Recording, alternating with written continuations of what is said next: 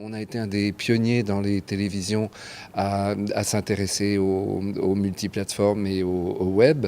Mon intérêt dépasse celui des web-séries et je m'intéresse plus particulièrement aux récits transmédia, c'est-à-dire le récit qui utilise les différentes plateformes, Internet, télévision, cinéma, vie réelle, portable, comme autant de pièces d'un puzzle qui, une fois mis ensemble, racontent une histoire, permettent d'avoir une expérience en tant que spectateur participant, une expérience narrative qui est complètement immersive et interactive. Je pense que le web offre une liberté qui est beaucoup plus grande que les médias plus traditionnels et particulièrement que la télévision.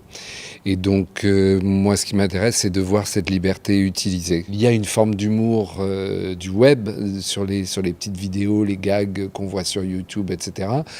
Pour faire une web série, il faut plus que ça. Il faut savoir l'utiliser, le maîtriser, le gérer sur la durée et créer une situation qui favorise la récurrence aussi.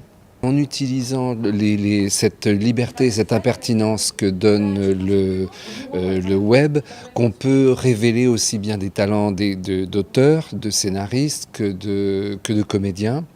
Dans ce que je vois, par exemple, il y a vraiment des comédiens dont j'ai noté le nom parce que je les trouve vraiment super et c'est des gens que je pourrais recommander et envisager pour des productions cinéma. Ce matin, là, je passe la matinée à visionner les web-séries qui sont présentées dans le festival et je me régale parce que je découvre des tas de choses que je connaissais pas, en particulier des séries étrangères, et je vois tout ce que je vous disais, je le vois à l'œuvre là et ça confirme mon sentiment que ce n'est pas parce que le web est un média jeune par rapport à la télévision et au cinéma qui sont des médias plus anciens que le talent et le professionnalisme ne font pas la différence.